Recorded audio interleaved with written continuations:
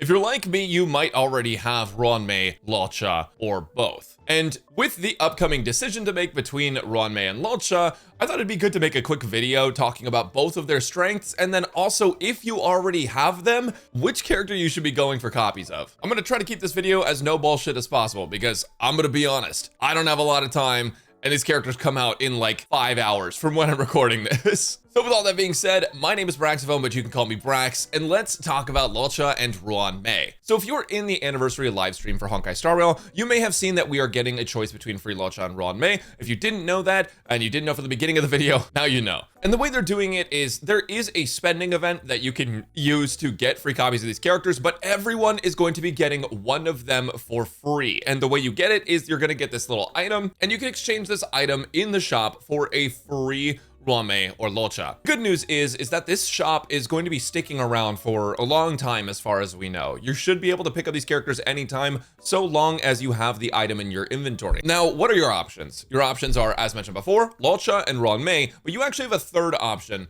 which I think some people are actually considering, which is don't get either of those characters and wait and see if more characters come to that shop eventually. We don't know how or when new characters are going to be added to the shop. We don't know if the characters that are added to the shop are going to take the same currency or not. Like, we just don't know. My assumption would be that next anniversary, or maybe next major version, so maybe 4.0, they would have a new addition to the shop. That's my guess, because realistically, the company doesn't have any incentive at all to add new characters to the shop of free characters that you can get for your anniversary. They have no incentive to do that until another anniversary event. So in the meantime, I am going to assume that you will only have access to Luocha and Ruan Mei for a while, but if you already have both the characters, or if neither of them interests you, you can hold on to the item. You can technically save it if you don't want either of these characters. Whatever the situation is, I'll make a pinned comment if there is anything different from what I've said in the video. But all right, between Ruan Mei and Luocha, well, let me tell you a little bit about both these characters. So Luocha is a character that released really early on in the game, and he was the best healer in the game. The reason being that he just heals so goddamn much, and he would heal when you attack enemies so long as his field is up. It's a very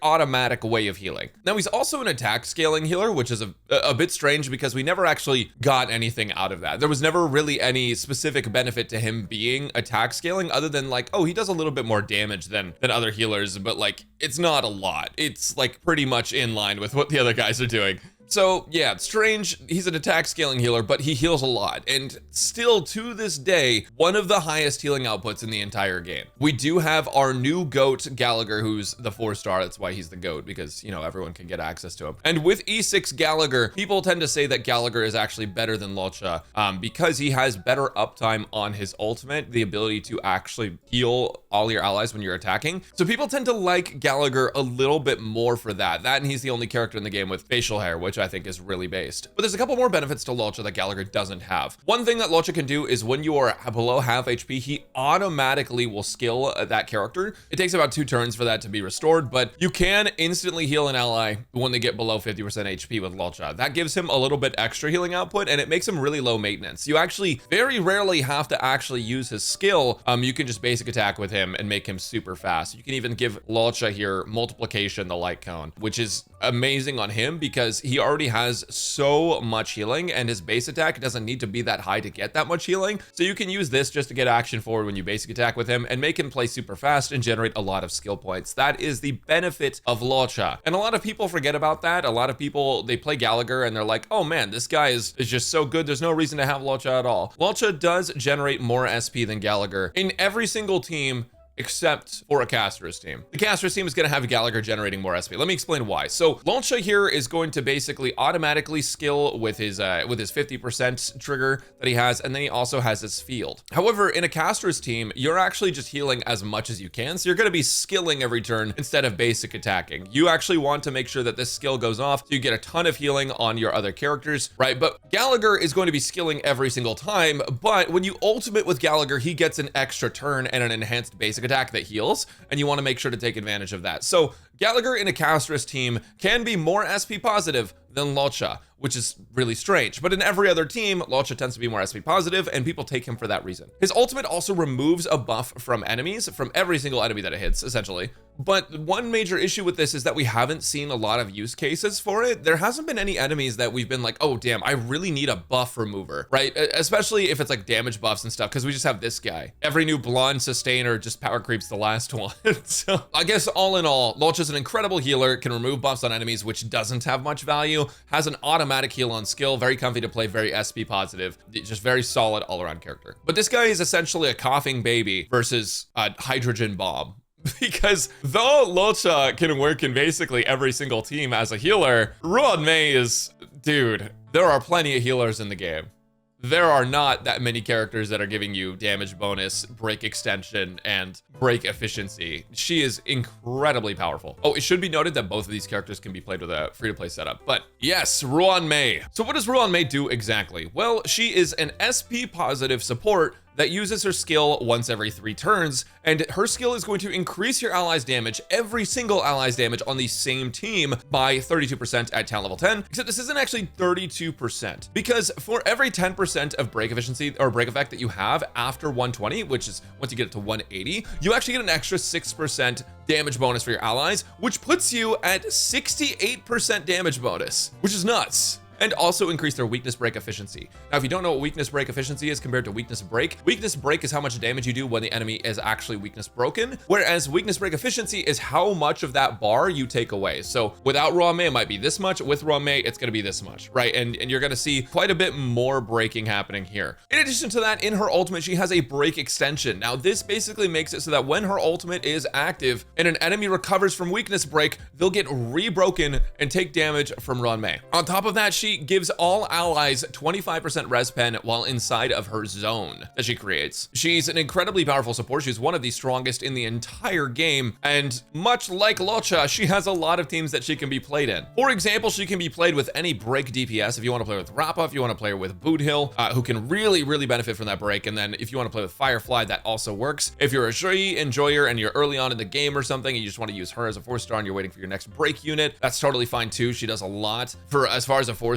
is concerned. But on top of break teams, Ruan Mei also works with double DPS teams. Now, this could be Feisha on March 7th, it could be Feisha on Topaz, be Topaz on March 7th, right? And there's plenty of other dual DPS characters that you can run. You can also run like Moza, and there's just so many options available for double DPS comps. But in addition to that, you can also run her in single DPS comps. For a really long time, Ruan Mei, Jingliu, and Bronya was the way to go. I think that's changing a little bit with the current supports that are out, but she's still one of the best supports for Jingliu. And when Jingliu gets buffs, that could see an even bigger difference. Same thing with like Blade, for example. Running Blade and getting that huge damage bonus is going to be massive. That damage bonus goes crazy. She goes crazy in break teams. She was the premier dot support as well until Robin came out. Now, the elephant in the room is actually Robin. So a lot of people, basically, as soon as Robin came out, it was, I don't want to play with you anymore, drops Ruan Mei in the garbage, right? But you guys do need to be conscious of the idea that like when a better character comes out, or when a character is better for a lot of teams comes out, that doesn't mean that the old unit is bad.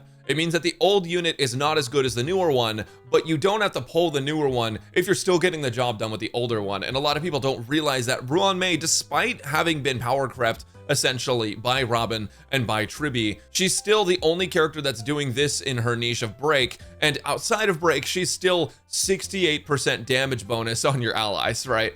So she's very strong overall. Which brings me to my final point, which is Ruan Mei versus Luocha at E0. I'll talk about Eidolons as well. Here's how I see it.